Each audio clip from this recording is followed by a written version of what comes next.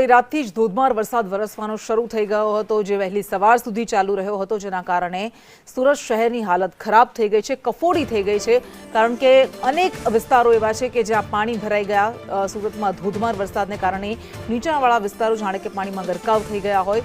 ગરનાળામાં પાણી ભરાઈ જતા એક ટ્રક આખો ફસાઈ ગયો હતો। તો કલ્પના કરો કે જો આટલા મોટા ભારે વાહનની આવી હાલત થતી હોય તો આ નીચાણવાળા વિસ્તારોમાં નાના નાના વાહન ચાલકોની શું હાલત થાય। વરસાદ છે તે હજી પણ અટકી નથી રહ્યો અને સુરતના અનેક વિસ્તારોમાં વરસાદ વરસતા પાણી રોડ રસ્તા થયા છે, સાથે જ પાણી ભરાતા જે કહેવાય કે ટ્રાફિક જામની સમસ્યા પણ સર્જાય છે। 9 વાગ્યાથી જે ટ્રાફિક જામની સમસ્યા છે તે હજી પણ યથાવત છે। જોઈ શકાય છે કે સુરતના સ્ટેશન વિસ્તારમાં આ જે જોડતો રોડ છે ત્યાં આગળ ટ્રાફિક જામની સમસ્યા સર્જાય છે। 3 થી 4 કલાકથી લોકો છે તે ટ્રાફિકની અંદર ફસાયા છે। પાણીનો કોઈ પણ પ્રકારનો નિકાલ નહીં હોય તેમ શહેરમાં આ પાણી ભરાઈ ગયું છે, જાણે કે શહેર આખું ઠંબી ગયું હોય એ પ્રકારની પરિસ્થિતિનું નિર્માણ થયું છે। વાત કરીએ તો અનેક વાહન ચાલકોએ છે આ પાણીમાંથી જે પસાર થવા પર મજબૂર બનવું પડ્યું છે। અનેક લોકોના વાહનો છે તે બગડી ગયા છે, અનેક લોકો છે તે હાલાકીનો સામનો કરી રહ્યા છે। ત્યારે સ્થાનિકો અને જે સુરતીવાસીઓ છે તે ક્યાંક ને ક્યાંક પ્રશાસન પર પોતાનું જે રોષ પણ ઠલવી રહેતા જોવા મળી રહ્યા હતા, કારણ કે 4 થી 5 કલાક સુધી આ શહેરને થંભાવી દીધું છે વરસાદે। જે રીતના સુરત શહેરમાં વરસાદ વરસી રહ્યો છે, શહેરના અનેક વિસ્તારોમાં પાણી ભરાયા છે, ત્યારે અત્યારે જે ઉપસ્થિત છે ત્યારે સુરતના જે દિલ્હી ગેટ 4 રસ્તા છે ત્યાં ગાડીથી લઈને આ જે સહારા દરવાજા છે ત્યાં સુધીમાં પાણી ભરાઈ ગયા છે। જોઈ શકાય છે કે સુરત શહેરમાં રોડ રસ્તા છે તે પાણી થઈ ગયા છે, જાણે કે કોઈ નદીનું નિર્માણ થયું હોય તે પ્રમાણેની અત્યારે આ સ્થિતિ છે તે સુરત શહેરમાં જોવા મળી રહી છે।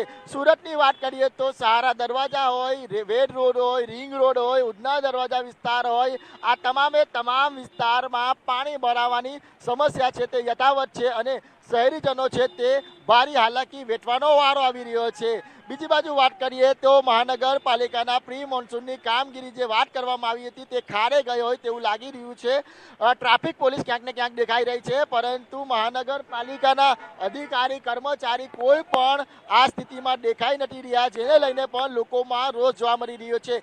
ગટર અને જે ડ્રેનેજની ચેમ્બર જે ખોલવાની હોય છે તે ચેમ્બર નહીં ખોલવાના કારણે આજે પહેલા જ વરસાદમાં આ પ્રકારની પરિસ્થિતિનું નિર્માણ થઈ રહ્યું છે। જોઈ શકાય છે કે આ બોનેટ સુધી પાણી છે તે ગાડીઓ પર દેખાઈ રહ્યું છે, લોકોની ગાડી છે તે બગડી પણ રહી છે, લોકોએ ભારી નુકસાની વેઠવાનો વારો આવી રહ્યો છે, સમયનો વેરફાર થઈ રહ્યો છે, સાથે જ હેરાન પરેશાન થવું પડી રહ્યું છે। મહા મુસીબતે આ પ્રમાણે અત્યારે સુરતમાં રોડ રસ્તા પરથી લોકો છે તે નીકળવા પર મજબૂર બન્યા છે। બહાર ગામથી આવતા લોકોનો રસ્તો છે, સ્ટેશનથી સીધો જોડતો રોડ રસ્તા છે ત્યાં આગળ આ પાણી ભરાયા છે, એટલે કહેવાય કે સુરત શહેરમાં જે પહેલા વરસાદે છે તે મહાનગરપાલિકાના તંત્રની પાપની જે પોલ છે તે ખોલી નાખી છે। અનેક લોકોને ભારી હાલાકી વેઠવાનો વારો આવી રહ્યો છે। સુરત શહેરના જે રોડ રસ્તા છે જાણે નદીમાં ફેરવાઈ ગયા હોય તે પ્રમાણેના દ્રશ્ય છે તે સુરત શહેરમાં જોવા મળી રહ્યા છે। હાલ તો આ વરસેલા વરસાદના કારણે અને તંત્રના પાપને લઈને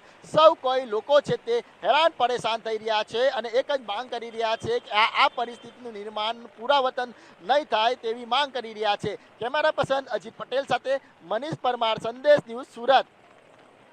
સુરતીલાલાઓની હાલત દર વખતની જેમ અત્યારે કફોડી થઈ ગઈ છે। દર વખતે સુરતમાં એક ભારે વરસાદ આવે અને સુરતની આખી સુરત બદલાઈ જતી હોય છે। કંઈક આ વખતે પણ આવું જ થયું છે। 2 કલાકમાં 6 ઇંચ વરસાદ ખાબક્યો અને સુરતના ગરનાળા હોય કે પછી નીચાણવાળા વિસ્તારો હોય, બધી જ જગ્યાએ જળબંબાકારની સ્થિતિ છે। જ્યાં જુઓ ત્યાં પાણી જ પાણી નજરે પડી રહ્યું છે અને સુરત વાસીઓના માથે ફરી એક વખત આવી છે પારાવાર મુશ્કેલીઓ।